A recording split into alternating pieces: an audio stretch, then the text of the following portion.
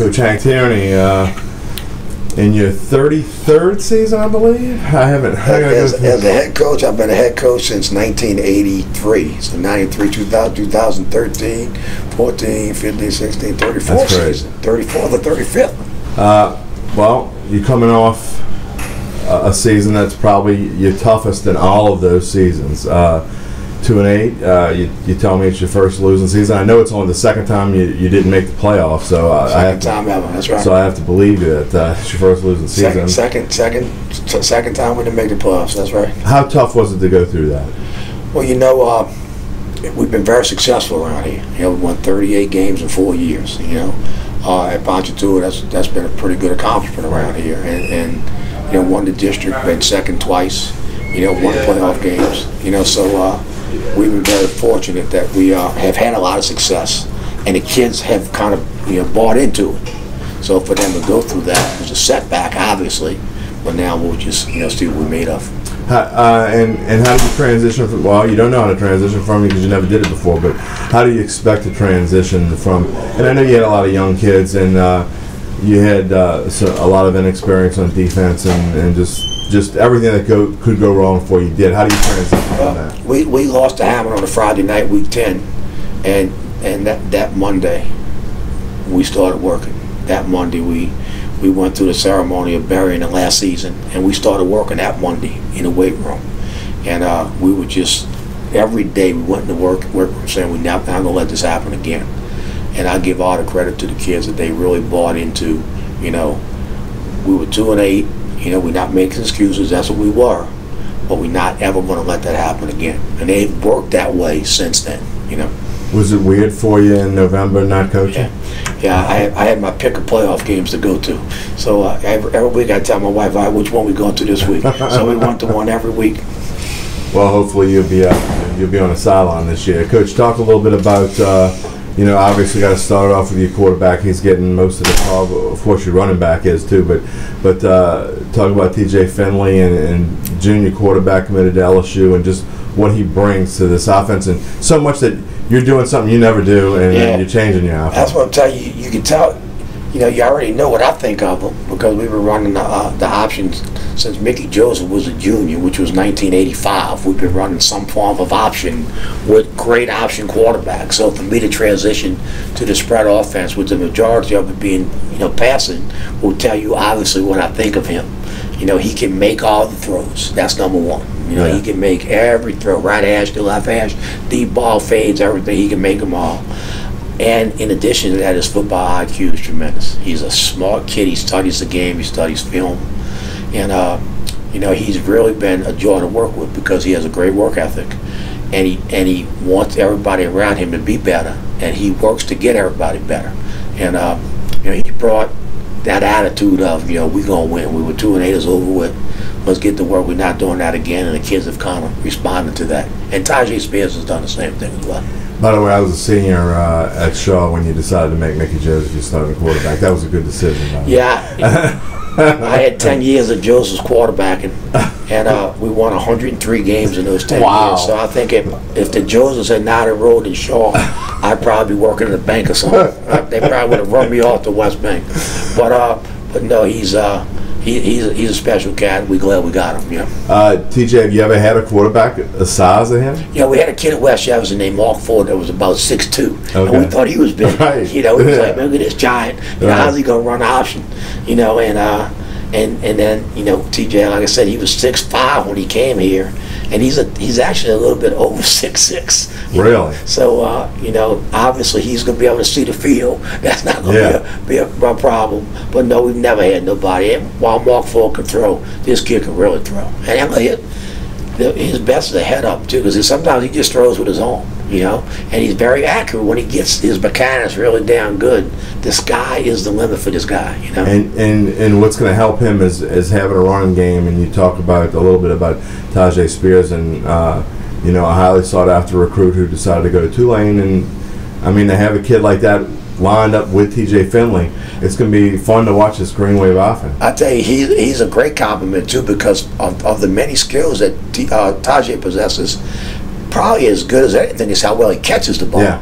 Getting the ball to him, and and we have a good group of receivers back. You know, the kids, a lot of them played last year. Now, of course, we lost 65 catches in Salem Weber. You know, right, great player, receiver. Great player. And but I think the way the offense is going to be geared now, the ball's going to be spread around.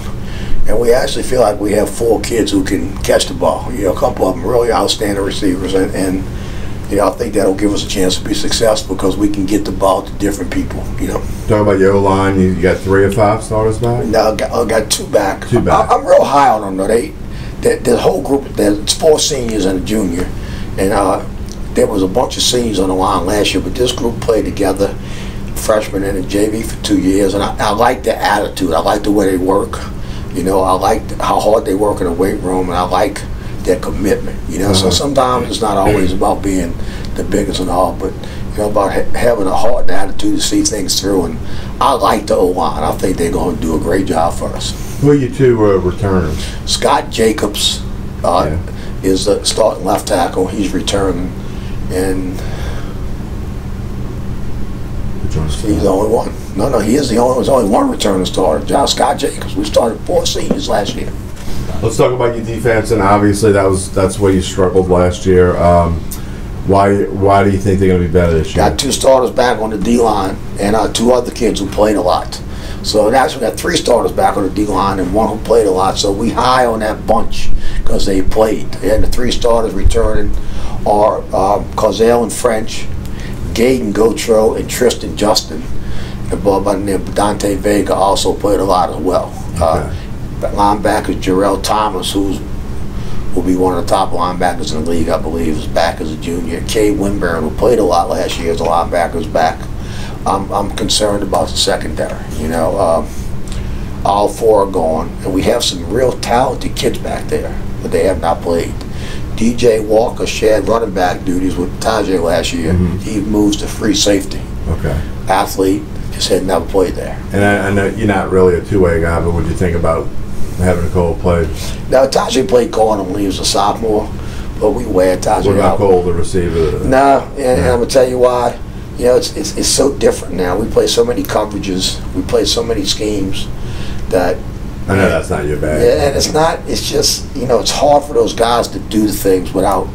You know, I remember we had Ronald Bellamy at Shaw. Yeah. And Ronald Bellamy started from Michigan as a freshman.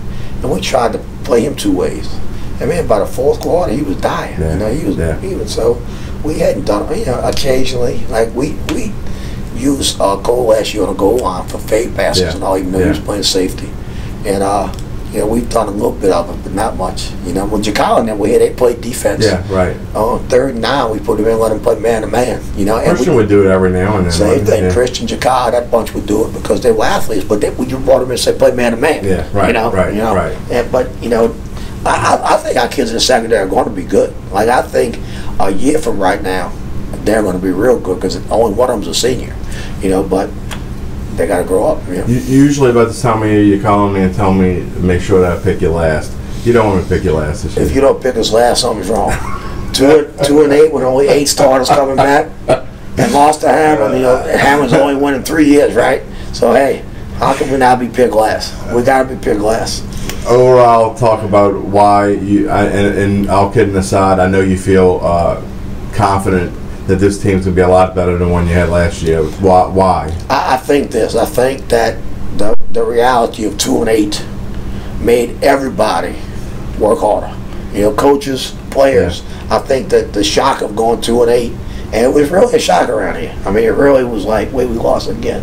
You know, we're not in the playoffs. I mean, it was tough, and the program had gotten so successful. You know, I mean, you know, 3 years ago we were the #1 seed, and then when Chicago played, we were 9-1. Yeah. You know, just 2 years ago we were 9-1.